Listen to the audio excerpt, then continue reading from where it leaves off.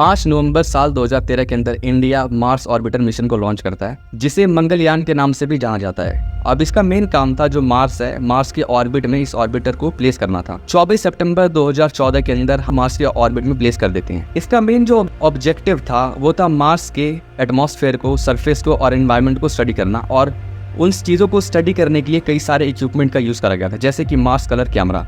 अब इसका मेन काम ये था कि इसका काम था कि बहुत ही हाई क्वालिटी इमेज को लेना, उसके एटमॉस्फेयर को, एनवायरनमेंट को और सरफेस को लेना और बाद में इसकी स्टडी करना था। उसके अलावा जो मार्स पे मीथेन की अवेलेबिलिटी को चेक करने के लिए वहाँ पे मीथेन के लिए एक सेंसर का यूज़ किया गया था, Mars exosphere neutral composition analyser.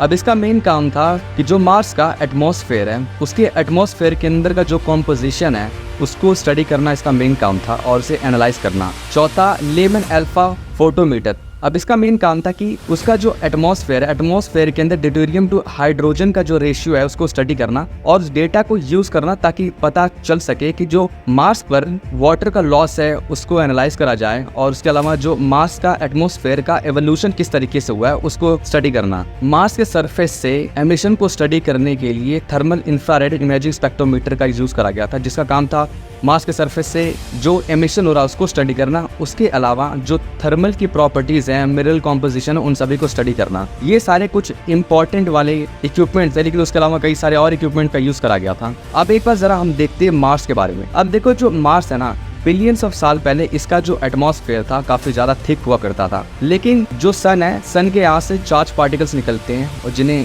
Solar wind के नाम से जाना जाता है। अब ये क्या करते हैं, बहुत ही तेज एक हवा टाइप की होती है। अब इसका जो एटमॉस्फेयर होता है ना, इतनी तेज ही हवा आती है ना, एक तरीके से उसको एक स्वाइप करता है, बहुत ही तेज से झटका लगता है, जिसका जो एटमॉस्फेयर था काफी ज्यादा पतला होता गया। अब देखो, इसका जो एटमॉस्फेयर है ना, अर्थ के एटमॉस्फेयर से बहुत ज्यादा पतला। उसका रीजन ये है ना कि देखो, जो इसकी अपनी कोई ग्रेविटी नहीं है। अगर हम अर्थ को देखिए तो अपनी ग्रेविटी है, तो उसका जो एटमॉस्फेयर है ना, उसे ग्रेविटी रोक के रखती है। लेकिन जो मार्स की ग्रेविटी है वो अर्थ के कंपैरिजन में बहुत ज्यादा कम है। उसके कंपैरिजन लगभग 36% ही इसकी ग्रेविटी है, इसलिए उसे वो रोक नहीं पाता। और अगर आप मार्स का एटमॉस्फेयर देखो ना, तो उसके अंदर जो कार्बन डाइऑक्साइड का कॉम्पोजिशन है वो 95.3% है, और नाइट्रोजन जो कि 2.7% है। उसके अलावा जो आर्गन है 1.6% है। लेकिन उसके अलावा ऐसा कहा जाता है कि वहाँ पे ऑक्सीजन भी है और वाटर वेपर है, लेकिन इनकी जो क्वांटिटी है बहुत ही ज्यादा कम है। इसीलिए जो मार्स का एटमॉस्फेरिक प्रेशर है ना, वो बहुत ही ज्यादा कम है अगर कंपेयर करूँ अर्थ से। तो जहाँ अर्थ का जो एटमॉस्फेयर प्रेशर लगभग 1035 के आसपास है, लेकिन इसका जो अगर आप देखोगे ना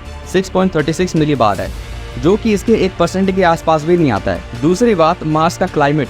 अब देखो, अगर आप इसके पोलर रीजन में जाओगे तो वहाँ का जो टेम्परेचर होता है -125 डिग्री सेल्सियस होता है, लेकिन जैसे ही आप उसके अगर इक्वेटोरियल रीजन में आओगे ना, तो वहाँ पे जो टेम्परेचर होता है 20 डिग्री होता है। यानी कि आप देख रहे हो कि जो टेम्परेचर का वेरिएशन है बहुत ज़्यादा है यहाँ पर। और यहाँ पे देखो, टाइम टू टाइम जो स्टॉर्म आते रहते हैं, डस्ट का स्टॉर्म होता है, और वो इतने बड़े होते हैं ना कि पूरे प्लानट को ही ढक सकते हैं। अब इसे रेड प्लानट इसलिए बोला जाता है क्योंकि इनका जो सरफेस होता है ना, यहाँ पे देखो आयरन की अवेलेबिलिटी है। अब ये जो आयरन है ना, वो कंबाइंड कर लेते हैं। अब यहाँ पे ऑक्सीजन प्रेजेंट है, तो जब ये आयरन और ऑक्सीजन दोनों मिलते हैं तो आयरन ऑक्साइड बनाते हैं। अब जो आयरन है वो हेमेटाइट और मैग्नेटाइट वाली है। यहाँ पे देखो, वाटर तो है, लेकिन वो वाटर की जो क्वांटिटी बहुत ही ज्यादा कम है, और वो भी आइस की फॉर्म में अवेलेबल है यहाँ पर। और वही कंपेयर करो जो अर्थ का वेदर है और जो मार्स का वेदर है, उसमें बहुत ही ज्यादा वेरिएशन है। अब अर्थ का जो वेदर होता है, यहाँ पे बारिश हो गई, उसका अपना अपना वेरिएशन होगा, ठंडी गर्मी हो गई। देखो, लेकिन मार्स के अंदर ऐसा कोई वेरिएशन नहीं है। वहाँ पे देखो, जो टेम्परेचर है बहुत ही ज्यादा गर्म है, आप देख रहे हो। उसके अलावा जो इनका जो मौसम है वो भी बहुत ही ज्यादा अलग है और एक्सट्रीम वेदर है यहाँ पर, और ये अर्थ से काफी ज्यादा मिलता जुलता भी नहीं है। फिजिकल रिसर्च लेबोरेटरी के अकॉर्डिंग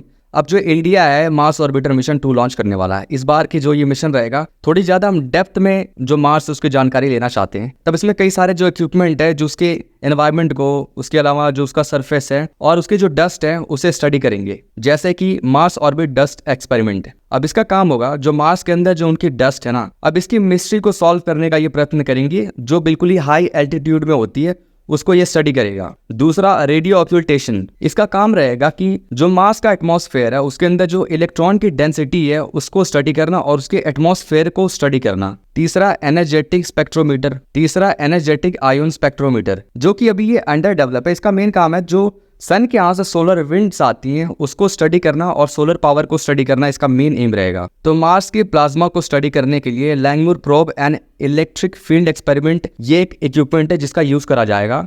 इसका मेन काम रहेगा कि इलेक्ट्रॉन के नंबर की जो डेंसिटी है, उसके अलावा जो इलेक्ट्रॉन है उनका टेम्परेचर हो गया, इलेक्ट्रॉनिक जो फील्ड वेव हो गई, उसको स्टडी करना उसका मेन काम रहेगा।